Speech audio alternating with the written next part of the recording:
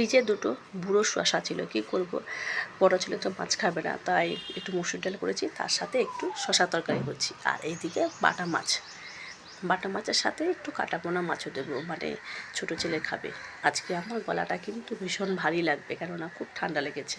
সকালবেলা ভিডিওতে বলেছি অবশ্য আপনাদেরকে যে খুব ঠান্ডা লেগেছে। এদিকে শসা তরকারিটা কালো জিরে ফোড়ন দিয়ে আলু আর শসা ছোটো ছোটো করে ডুমো ডুমো করে কেটে কাঁচা লঙ্কা দিয়ে একটু ভাজতে দিয়ে দিয়েছি। এর মধ্যে একটু পেঁয়াজ কুচি, টমেটো আর কাঁচা লঙ্কা দেবো, আর একটু মশলা দিয়ে দিয়েছি জিরে ধনে লঙ্কা, একটু মিষ্টি দিয়েছি, একটু নুন। এটা খুব ভালো লাগে, রুটিতেও খেতে পারবেন আপনারা, আর ভাত দিয়েতেও ভালো লাগবে, খেতে খারাপ লাগবে না। আর ডালের সাথে এটা খুব ভালো কম্বিনেশন যাবে। আর যদি আপনারা পারেন একটু নিরামিষও করতে পারেন।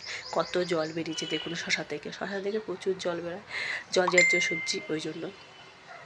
তো এইখানে আমি মাছের একটু পাতলা ঝোল করবো এটা, কেননা ডাল, উচ্ছে ভাজা, ঢেঁড়স ভাজা, অনেক তরকারি হয়ে গেছে, সকাল থেকে প্রচুর রান্না করে নিয়েছি। আর একটুখানি ঝোলটা পাতলা করে করেছি, একটু কোনো সবজি দিইনি।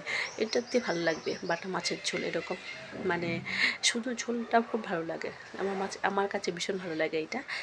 একটু কালো জিরে ফোড়ন দিয়ে আর পেঁয়াজ দিন, এর মধ্যে একটু জিরে ধনে লঙ্কা আর কাঁচা লঙ্কা দিয়ে দিয়েছি, অল্প একটু জল দিয়েছি, কারণ যেহেতু শুধু ঝোল তো বেশি ঝোল দিলে ভালো লাগবে না, একটু গামাখা ঝোল হবে, ভালো লাগবে।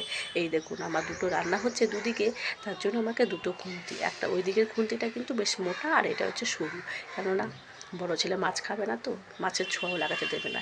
এই যে মাছের ঝোলটা হয়ে গেছে, তো কেমন লাগছে। আর এদিকে আমার শশার তরকারিটা।